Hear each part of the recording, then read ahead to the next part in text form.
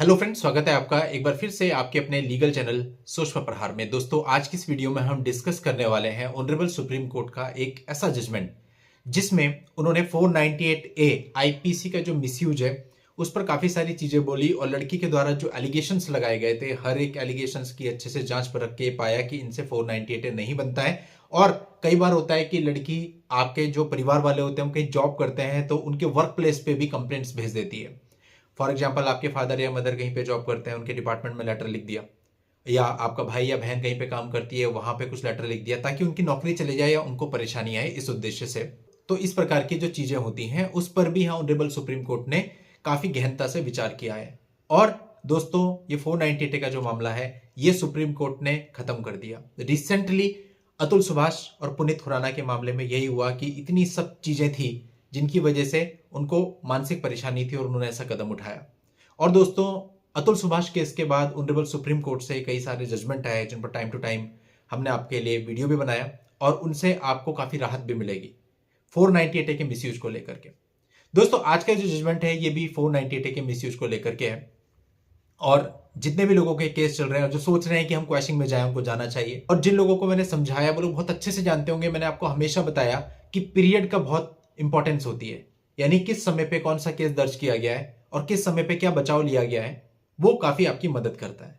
तो दोस्तों, इस पूरे केस को समझते हैं। ये सारी चीजें जो मैंने आपको बताई बिल्कुल सिस्टमेटिकली एक एक करके कि क्या हुआ इस मामले में और कैसे ऑनरेबल सुप्रीम कोर्ट इस नतीजे पे पहुंचा कि यह केस नहीं चलाया जाना चाहिए।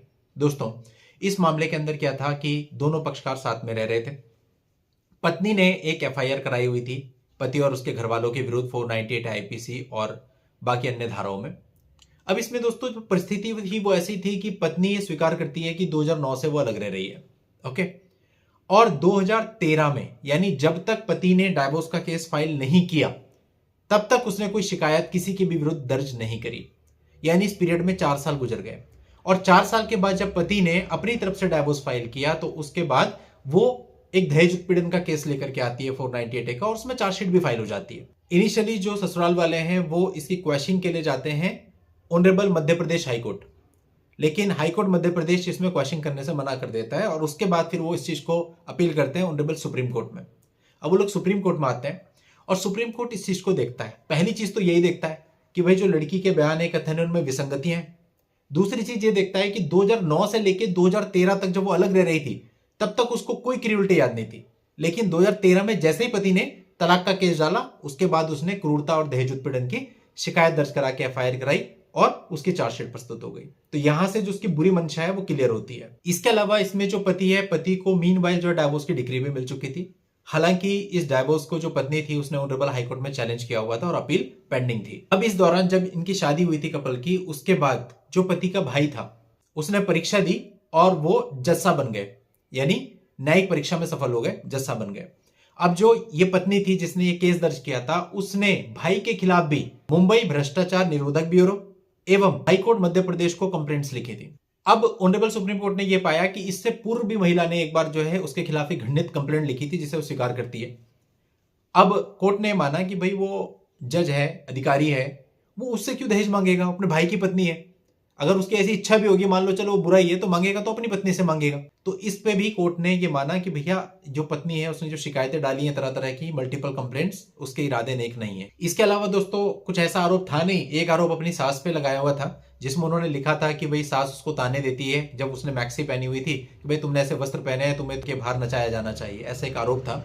तो कोर्ट ने माना कि इस तरह के जो आरोप होते हैं ये 498 के अंतर्गत जो क्रूरटी है उसकी परिधि में नहीं आते हैं। उस संदर्भ में 498 के संदर्भ में जो क्रूरता को बयान किया गया है उसकी श्रेणी में ये नहीं आते हैं। और साथ ही ये भी माना कि जो आरोप लगाए गए हैं वे इतने दूरगामी और असंभव है कि कोई भी विवेकशील व्यक्ति यह निष्कर्ष नहीं निकाल सकता कि उन आरोपों के आधार पर इस कार्यवाही को आगे बढ़ाया जा सकता है, और अगर उसके बावजूद इस कार्यवाही को जारी रखा जाता है तो पूर्ण रूप से स्पष्ट अन्याय होगा। तो दोस्तों, इस तरह से गहनता से अध्ययन करते हुए और अपनी टिप्पणियां देते हुए ऑनरेबल सुप्रीम कोर्ट ने जो कार्यवाही थी 498 की इसको रद्द कर दिया, मीन्स क्वैश कर दिया, कार्रवाई खत्म कर दी गई। तो दोस्तों, आपके साथ भी ऐसा ही होता है, आपके परिवार वालों के खिलाफ कंप्लेंट्स होती हैं या आपने डाइवोर्स फाइल किया होता है उसके बाद पत्नी 498 लेकर के आई होती है। कुछ मामलों में काफी देरी से 498 दर्ज कराया जाता है। आपको डिप्रेशन में नहीं जाना है, बल्कि आपको यह सोचना है कि आपके पास रेमेडी है। अगर आप फाइनेंशियली कैपेबल हो और आप आगे जा सकते हो तो आपको आगे जाना चाहिए। और दोस्तों, आप लोगों की हेल्प के लिए ना इसका जो जजमेंट का लिंक है वो भी मैं आपको इस वीडियो के नीचे डिस्क्रिप्शन में दे दूंगा। वहां जाके आप इस पूरे मामले को पढ़ सकते हैं, जान सकते हैं। और वीडियो के एंड में आपको एक बात और कहना चाहूंगा, वो ये है कि अतुल सुभाष और पुनीत खुराना, उनके साथ चाहे जो सिचुएशन थी और उन्होंने जो स्टेप उठाया, ऐसा स्टेप आपको किसी भी कीमत पे, किसी भी सूरत में, किसी भी परिस्थिति में नहीं उठाना है, क्योंकि ये सब चीजें डील की जा सकती हैं। लेकिन वो जो स्टेप है वो एक ऐसा स्टेप है कि उसकी भरपाई स्पेशली आपके माता पिता के लिए कभी भी नहीं हो सकती। चलिए दोस्तों, आज के इस वीडियो में इतना ही। नेक्स्ट वीडियो में नई जानकारी के साथ मैं आपसे फिर मिलूंगा। तब तक के लिए goodbye and thank you for watching. Take care.